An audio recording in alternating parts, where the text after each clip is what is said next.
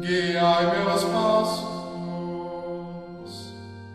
Meus irmãos queridos, hoje a igreja nos convida a celebrar uma festa que é paradoxal, a festa da exaltação da Santa Cruz. Se a gente parar para pensar friamente, exaltar uma cruz parece um contrassenso. Ora, a cruz no Império Romano era o símbolo máximo da humilhação, da tortura, do fracasso.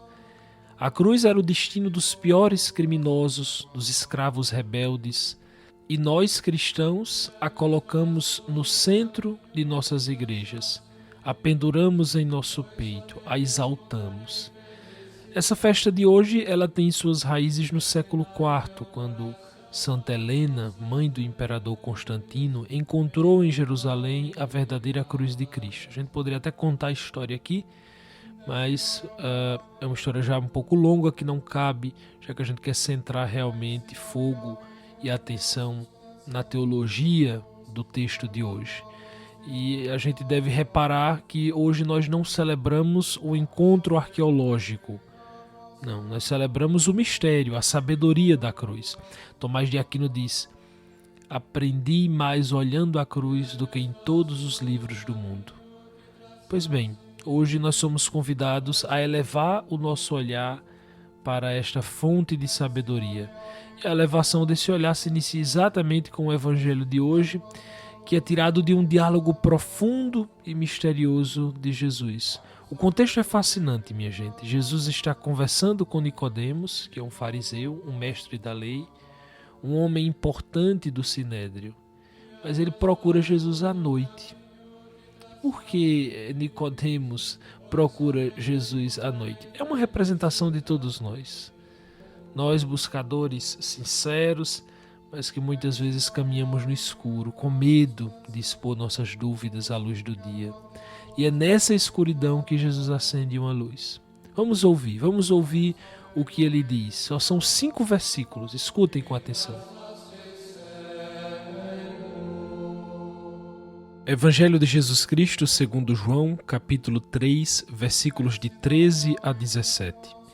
Naquele tempo, disse Jesus a Nicodemos: ninguém subiu ao céu a não ser aquele que desceu do céu, o Filho do Homem. Do mesmo modo como Moisés levantou a serpente no deserto, assim é necessário que o Filho do Homem seja levantado, para que todos os que nele crerem tenham a vida eterna. Pois Deus amou tanto o mundo que deu o seu Filho unigênito para que não morra todo o que nele crer, mas tenha a vida eterna. De fato, Deus não enviou o seu Filho ao mundo para condenar o mundo, mas para que o mundo seja salvo por ele. Palavra da salvação.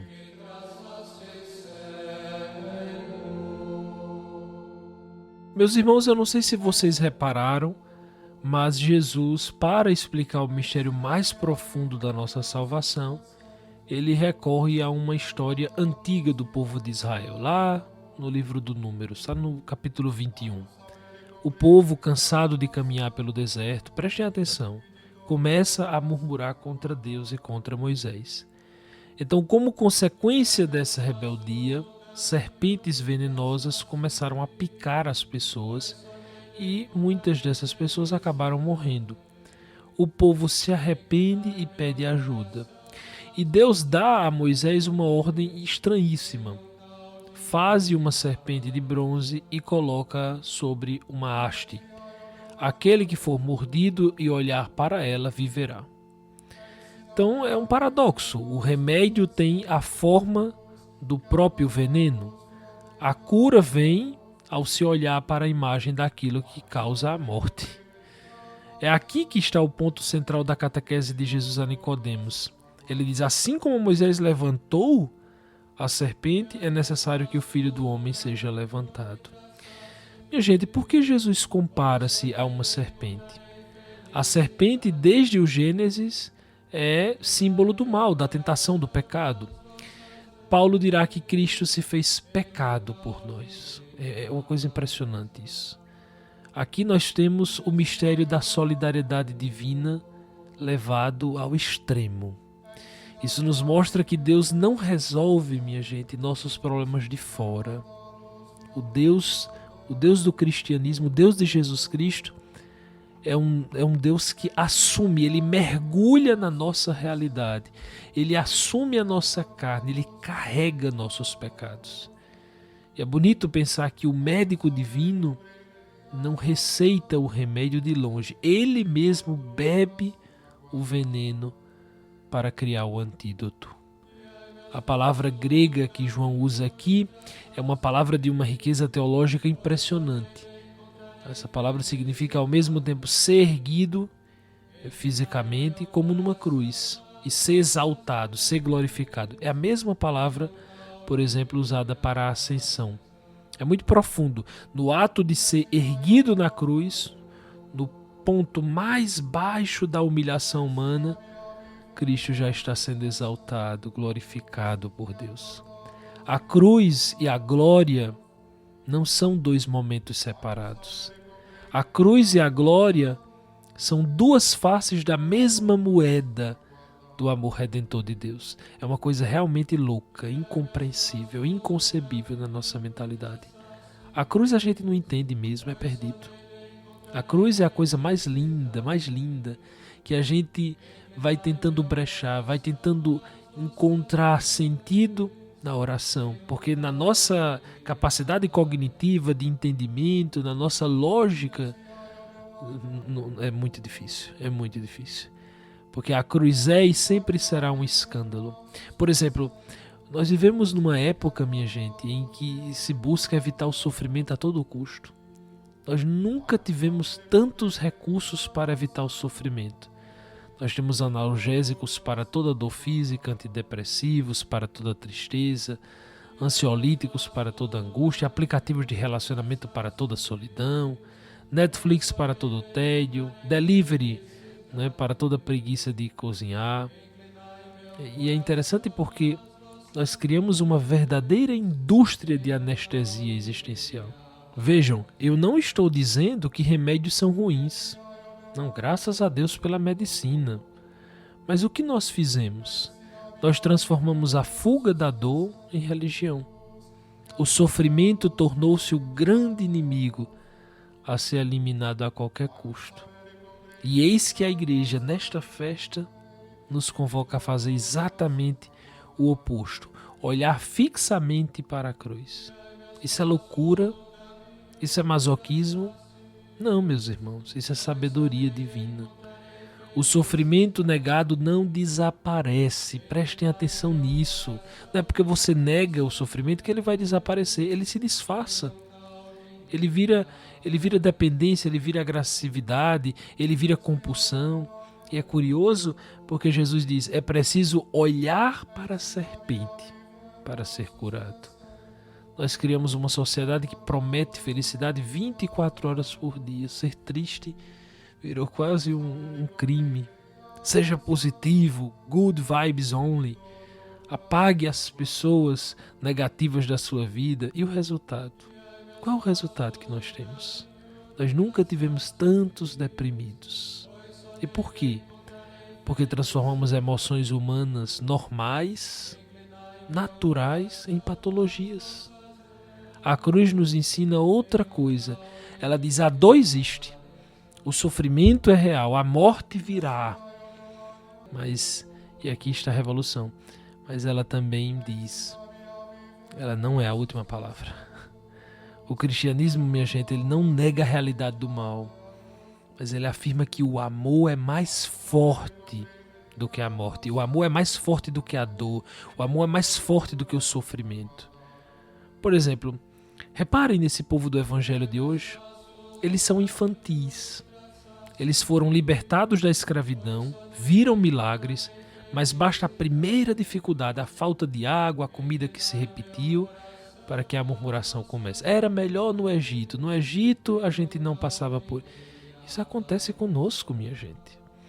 A murmuração é um sintoma de ingratidão, de uma memória doentia. Nós esquecemos as libertações que Deus já operou em nossa vida. E nós romantizamos as antigas escravidões só porque eram mais confortáveis. porque eram previsíveis. O veneno das serpentes, meus irmãos, é quase uma materialização do veneno que eles já carregavam dentro de si. A amargura, a impaciência, a desconfiança. É a alma doente. E o que Deus faz diante desse povo que se envenena com a própria amargura? Ele não oferece um sermão para o povo. Ele oferece um símbolo chocante, a serpente de bronze. Deus não elimina o símbolo do mal, ele o esvazia de seu poder e o ressignifica. É uma coisa linda, é linda a teologia desse dia. Ele obriga aquele povo a confrontar a imagem daquilo que o mata para poder viver. Olhar para a serpente era admitir: eu fui picado, eu sou frágil, eu preciso de uma cura que não vem de mim. E é exatamente isso que Jesus está dizendo. Olhe para a cruz. Olhar para a cruz, meus irmãos, é o nosso ato de olhar para a serpente de bronze. É o antídoto para o orgulho de Nicodemos, que está no evangelho de hoje, e para a murmuração do povo. É o momento em que admitimos: eu também estou ferido. O veneno do egoísmo, do medo, do pecado corre-me às vezes. Mas ao olhar para a cruz, não vemos apenas nossa ferida. Vemos nossa ferida assumida por outro com O maiúsculo. Vemos o amor de Deus que desce ao nosso inferno pessoal. O amor de Deus que é picado pela nossa maldade e transforma o veneno em remédio, a morte em vida. É por isso que o texto diz que Deus não enviou seu Filho para condenar. A condenação, minha gente, já estava lá. A condenação era o próprio veneno. Ele veio nos salvar. A cruz não é a sentença. A cruz é o resgate. Reparem que a verdadeira conversão começa com essa mudança de perspectiva. Não se trata de gostar de sofrer, não é? Mas se trata de acreditar que unido a Cristo, nenhum sofrimento é inútil. Pelo contrário, ele pode se tornar um lugar de encontro com Deus e de purificação. Meus irmãos, nesta semana façamos o exercício de, diante das cruzes da vida, parar por um instante. Antes de reclamar, antes de se desesperar, olhar para ela e, ao olhar para a sua cruz, tentar enxergar pela fé a cruz de Cristo. Tente dizer em seu coração: Senhor, isso dói, isso é difícil, mas eu me uno a Ti. Eu uno essa minha dor à Tua. Tu que foste levantado na cruz, levanta-me também no meu sofrimento. Transforma o veneno que sinto em remédio para a minha alma. O sofrimento que atravesso em fármaco, em remédio para a minha alma, em instrumento de elevação, de exaltação. Que a Virgem Maria, que permaneceu junto à cruz, de pé, ajude-nos a exaltar aquela que foi transformada de instrumento de morte em árvore da vida. Que neste dia cantemos: Ave ó cruz, spes única, salve a cruz, nossa única esperança. Amém. Meus irmãos queridos, uma grande alegria estarmos aqui mais uma vez meditando o Evangelho. Hoje é solenidade da exaltação da Santa Cruz, como dito, é uma festa. Nós devemos celebrar com toda alegria, com todo entusiasmo. A partir de hoje também inicia-se a festa de Nossa Senhora da Guia, padroeira da Diocese de Patos. Nós, Projeto Madre Teresa, estamos presentes na festa até o final. Todos os membros estão muito envolvidos durante a festa da Guia. A todos, uma ótima semana, um bom início de festa da Guia. Um grande abraço, compartilhe o podcast e até o próximo episódio, se Deus quiser.